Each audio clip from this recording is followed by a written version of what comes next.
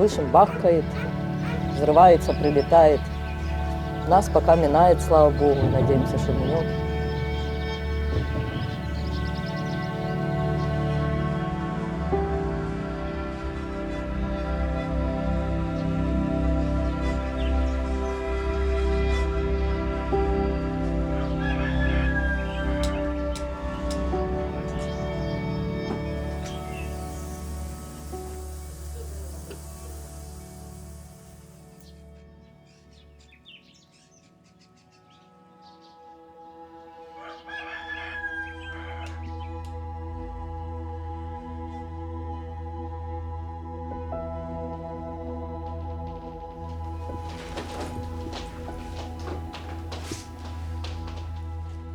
Уроки все поделал?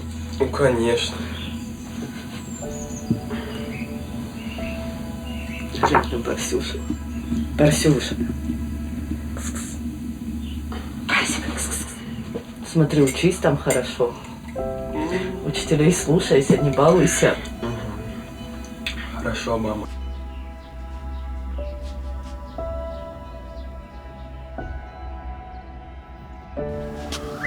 Ну все, синочок, смотри, будуть повітряні тривоги, не ігноруй, спускайся у укриття, веди себе добре. Щасливенько.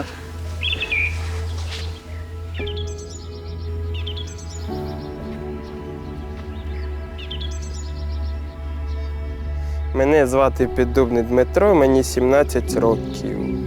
Наше село знаходиться близько до кордону, приблизно на 15 кілометрів. Всі стараються уїхати.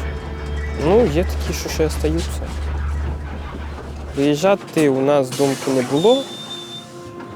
Куди ми поїдемо?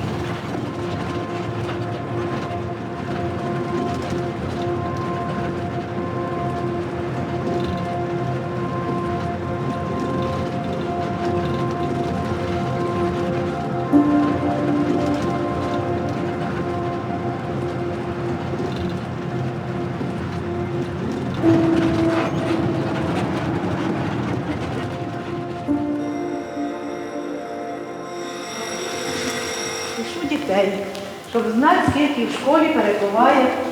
Якщо буде повітряна тривога, так щоб знати. Йдемо далі. Ага. Миша, ти в 11? Тоді 7.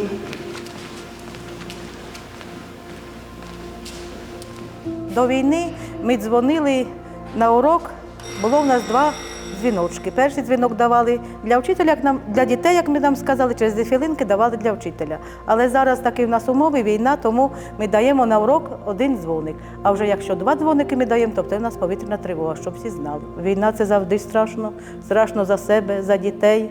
Жадове чутно, всі обстріли по всій лінії кордону, як із усіх боків. У нас дуже чутно. Як було в одному місці, там недалеко тут, так і в школі тут і вікна затрусилися.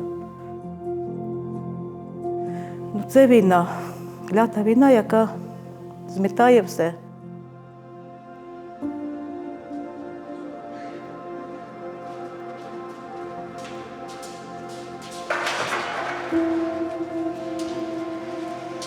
Євромайдану, Революції Гідності, вони будуть обов'язково на мультимедійному тесті. Так, і тепер другий тест. Складіть речення, використавши поняття і терміни. Ну, у нас не урок української мови, ми не будемо речення складати, а мені просто, щоб ви пояснили, що ці терміни означають. Значить, будь ласка, економічна інтеграція.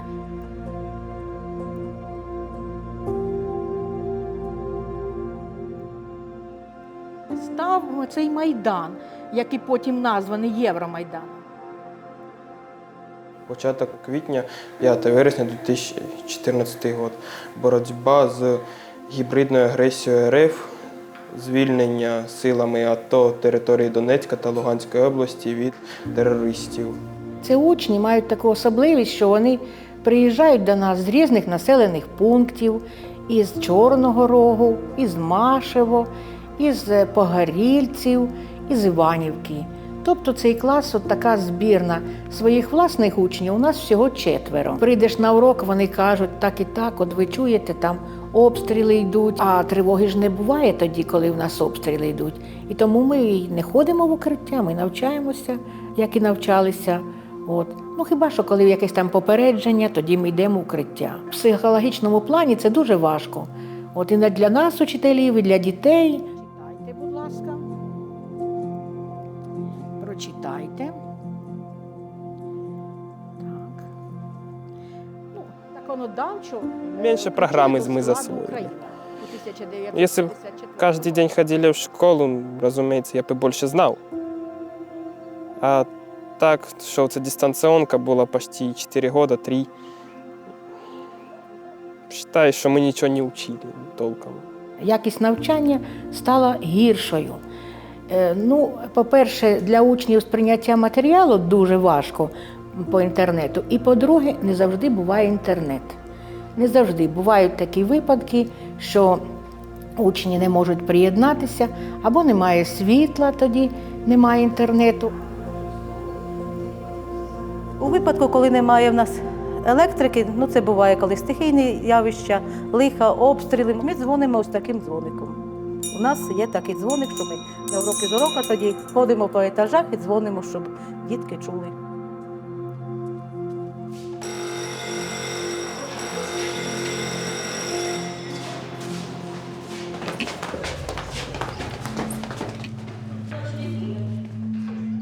Повітряні тривоги лунають, коли є небезпека на Чернігівській області.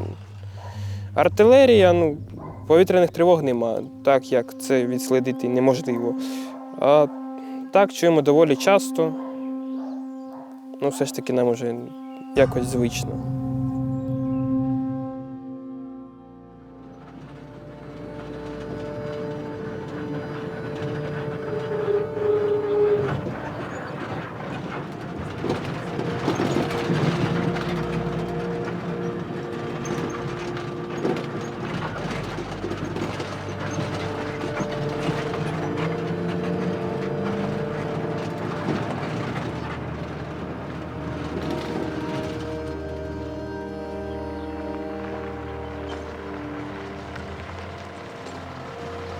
Додому я повертаюся о 3:45. Дорога займає в мене близько 40 хвилин. Добиратися не дуже складно, але дорога дуже розбита.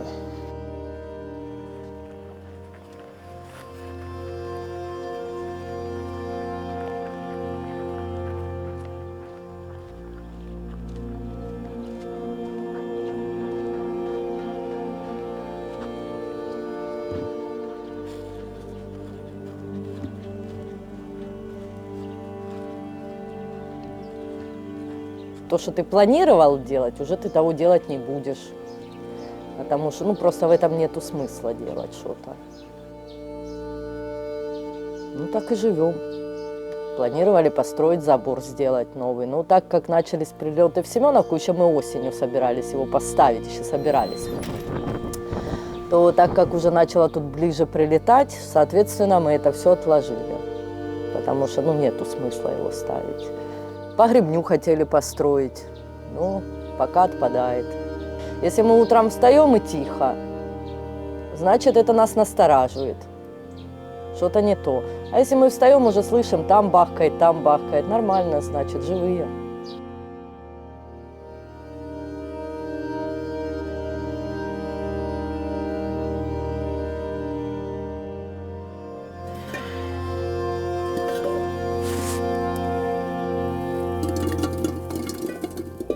Я б хотів би поїхати з села, тому що в місті більші можливості, щось спробувати нове. В нашій родині звикли, що завжди кормлять худобу чоловіки. Вранці це робить батько, а ввечері я. Спочатку йду годувати свиню, потім собак, курей нагодувати, напоїти і поставити їсти на завтра. Для свині тут картопля і мука з кукурудзяна.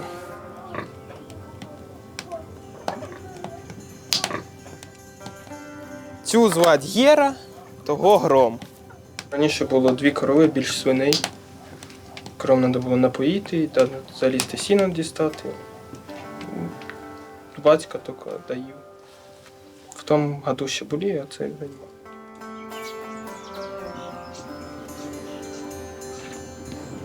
Невигодно. Це мало, коротше, доход за молоко, за копійки забирають у нас. А так, да й надоело вже. Бахнуло. Когда ближе, тогда уже страшнее. Когда вот так вот примерно, это еще, это в пределах нормы.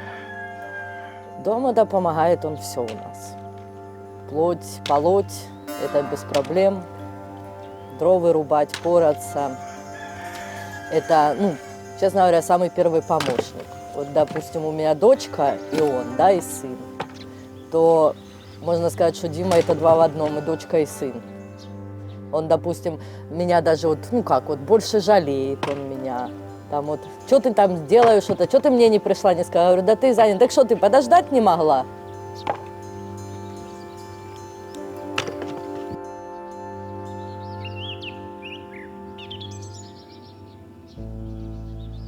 Раніше я займався хортингом, займав призові місця, їздив на чемпіонат з Європи. Але, на жаль, перестали давати автобус, бо я залишився один з села і перестав займатися цим видом спорту. Раніше любив риболовлю, але зараз, як почалось повномасштабне вторгнення, нам забороняють ходити до лісів і ставків.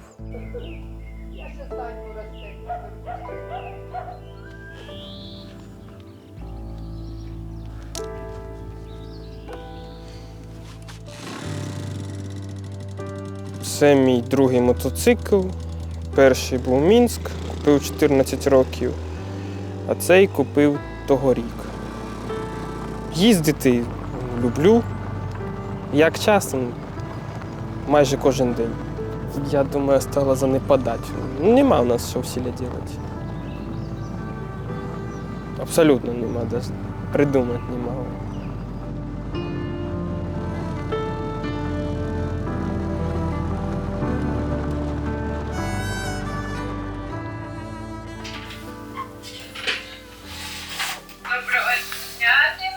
Добрий день.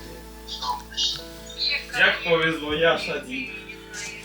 А де це решта ваших учнів?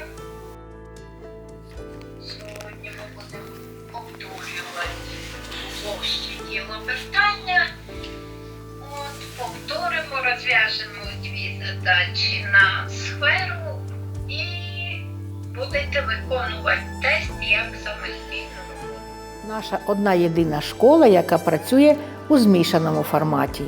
І тому учні тиждень навчаються дистанційно, а тиждень переїжджають у школу.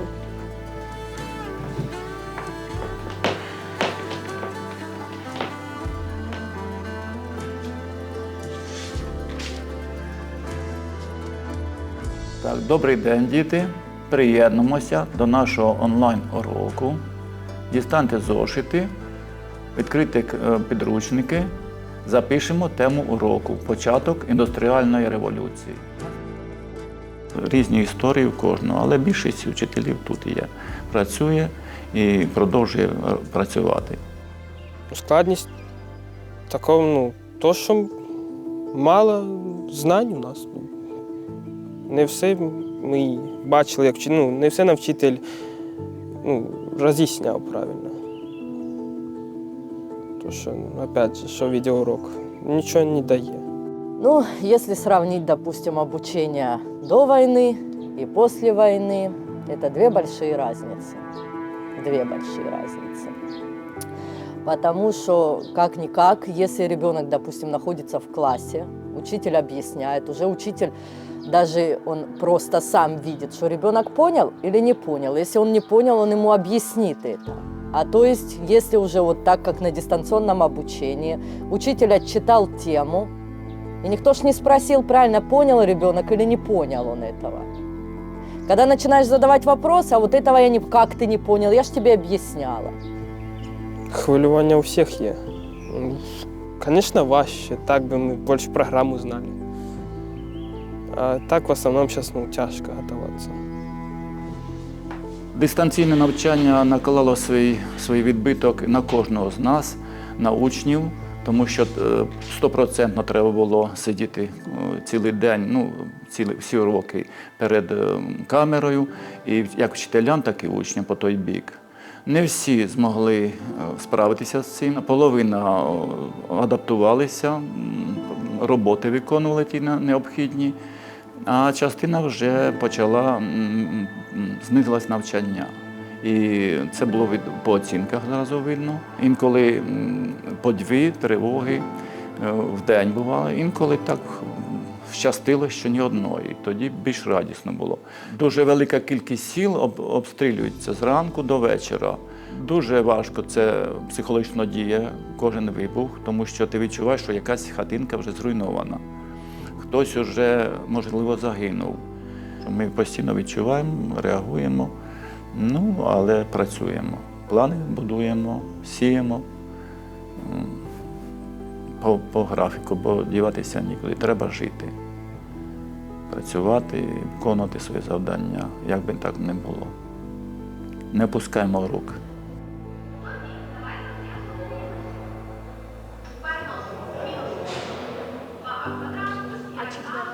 Діти, які навчаються, наприклад, там в Києві, в Чернігові, десь там на Західній Україні, то, звичайно, якщо вони навчаються очно, то вони мають більший доступ до знань, краще викладання там іде. Вони можуть різні секції, гуртки відвідувати, а учні прикордоння не мають такої можливості. І я вважаю, що для учнів прикордоння, для вступників, повинні бути якісь пільги в цьому плані.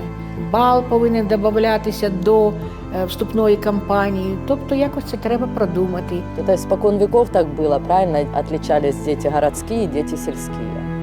Отличались. Но испокон веков так было. Просто что все равно же дети посещали школу, все как положено было. А теперь вот это да, что школу мы, можем сказать, толком мы не посещаем.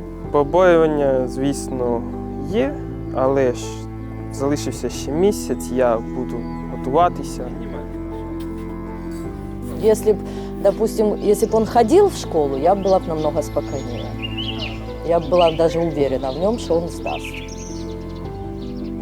А так как такое обучение, конечно, переживаем. Перша ідея стати військовим у мене виникла у 6 класі. Чому, я не знаю. Так хочеться. Це ніяк не зв'язано з останніми подіями. Просто хочеться бути військовим. Мені до вподоби їхня форма. І також, які задачі вони виконують. Думки передумати у мене не було, тому що це мрія. Он хотел еще после 9 класса идти. Я его уговорила, что, потому что, как-никак война, правильно, говорю, сыночек, давай ты лучше будешь дома, ходить уже в школу, но ты будешь рядышком. Он согласился со мной, и мы остались 10-11 учиться.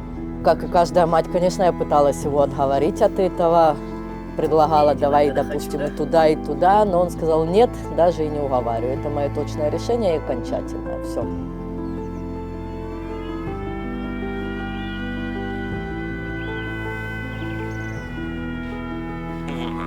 В селе оповещения повітряної тривоги нету. Получается, только на телефонах приложения. Только на телефонах и все. И, то есть, да, когда ракетна небезпека, тогда оповещают. Если, допустим, в Семенівській громаді, тогда еще підвищений рівень небезпеки объявляют, и все. Это все наши оповещения. А артилерію чуємо. Но, слава Богу, не бачимо.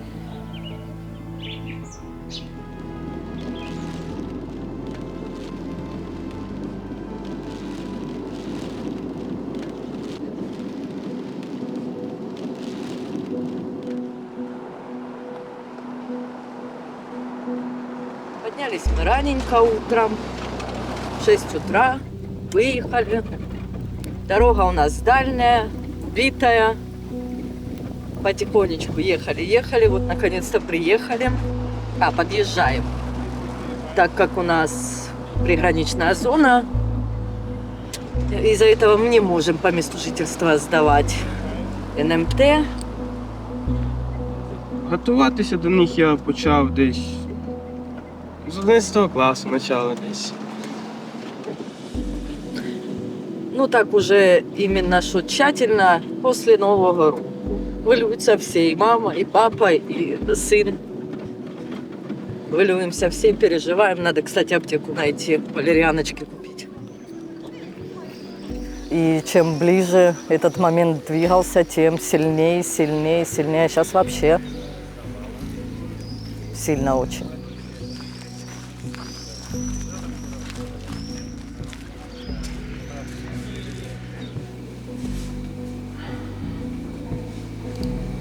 Чотири предмети в один день, звісно, складно здавати. Чтобы побыстрее это все закончилось, узнать результат. И, конечно, либо обрадоваться, либо расстроиться. Одно из двух. Видно по нем, что волнуется, переживает, а переживает чего, что не сдаст. И, как говорится, то, что, вот, допустим, надо было на последних днях, даже на последнем месяце учебы, надо было, ну, чтобы учитель объяснял, помогал, там рассказывал. У нас это все проходило дистанционно. Вот и все. Понятно, что ребенок только что, ну, рассчитывает только сам на себя и все.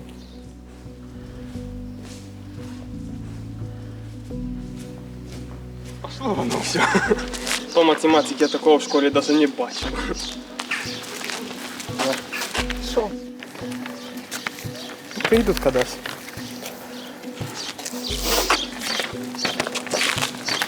Не розстраюйся. Только приехал.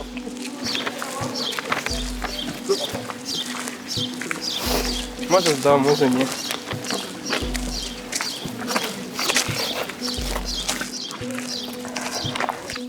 Ну, я такого в школі не бачив навіть.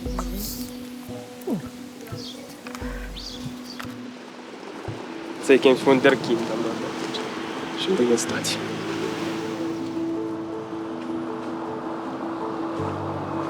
Чесно, я очікував, що я її не складу. Тому що ми 4 роки були на дистанційне обучення. Я знав, що я її не складу. Тим більше вчителя мінялися. І такі, що толком нічого не розказували.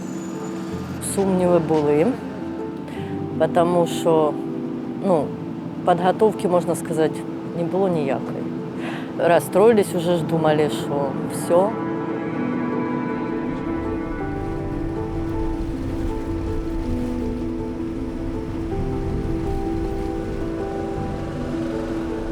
Дорога дуже тяжка. Ну, и сильно далекая, очень далеко.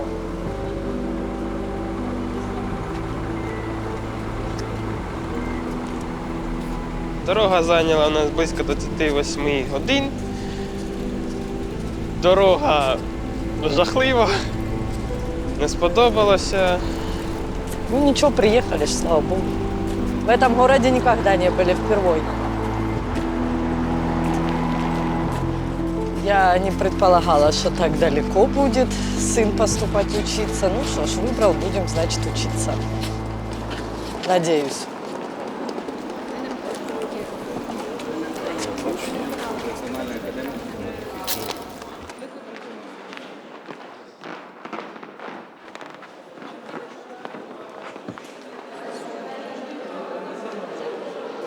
Голові приймальної комісії Національної академії сухопутних військ. Національна академія сухопутних військ імені гетьмана Петра Сагайдачного на сьогоднішній день є одним з найбільших вищих військових навчальних закладів в нашій країні. Ми готуємо військових фахівців для найбільшого виду Збройних сил, саме для сухопутних військ Збройних сил. Сюди люди приходять, фактично міняють своє життя докорінно і вони обирають свою кар'єру на все подальше життя. І вони обирають найпочесніший шлях – шлях воїна, шлях захисника. Тому ті, хто сюди вступають, їх можна вже рахувати героями, їх можна вже рахувати легендами.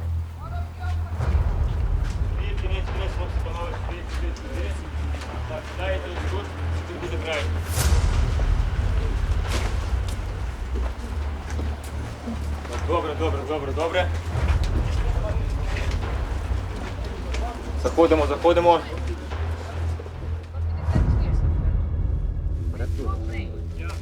По 54.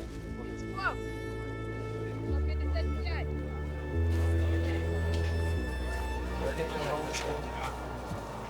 Що за топики у нас? Один. Руки випрямляємо до кінця. 2. 3. Главное, чтобы он хотел. Если он захочет, значит, он сделает. Если не захочет... В общем, все в его руках.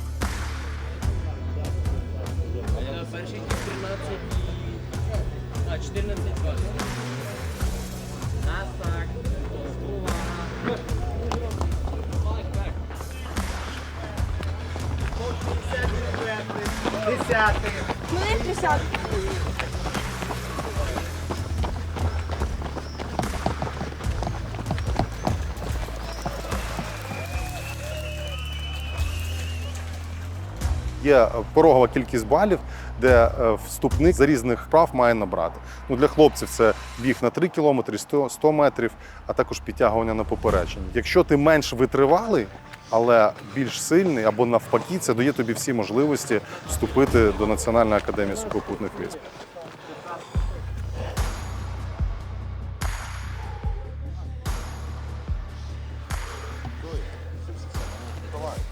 Не роби це. Давай. Походи.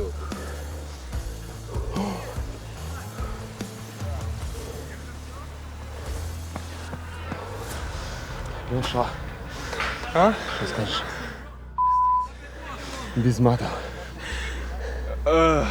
Нема що сказати.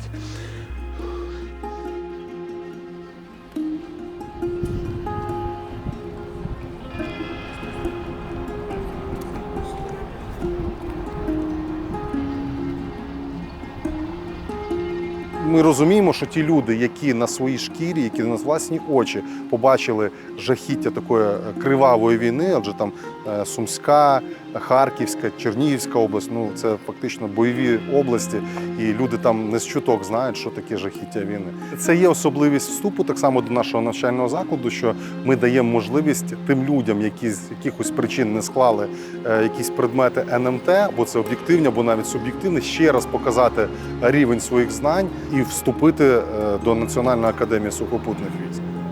Я не жалкую про те, що сюди вступаю. Ну, тому що мрія. 100-метровку пробіг за 14 секунд, 3 кілометри за 14 хвилин там і підтягування 7. Результати я не очікував, тут просто сильна строга техніка. Ну, підтягування. Ну, як був вдома, було більш підтягування. Якщо поступаю, то їдемо на КМБ.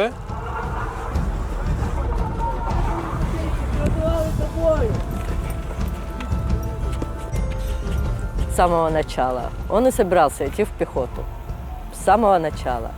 Ну, так как в моем понятии пехота это заходим, то есть то же самое, что и штурмовальники, да, заходим первый. То, что он хотел, то он и получил.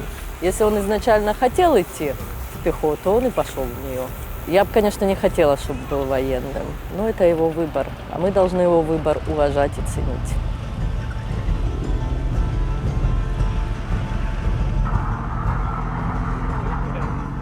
За цей короткий час моє життя змінилось. Моє навчання тільки почалося, але я все більше зрозумів, що я хочу бути офіцером. Мені це подобається, це моє. Всі цілі? Все добре? Граната куди впала, товариш? Я, Піддубний Дмитро Олександрович, вступаю на військову службу і урочисто присягаю українському народові завжди бути йому вірним і відданим, обороняти Україну, захищати її суверенітет, територіальну цілісність і недоторканність, сумлінно і чесно виконувати військові обов'язки, накази командирів, неухильно додержуватись Конституції України та законів України, зберігати державну таємницю, присягаю виконувати свої обов'язки в інтересах співвітчизників, присягаю ніколи не зрадити українському народові.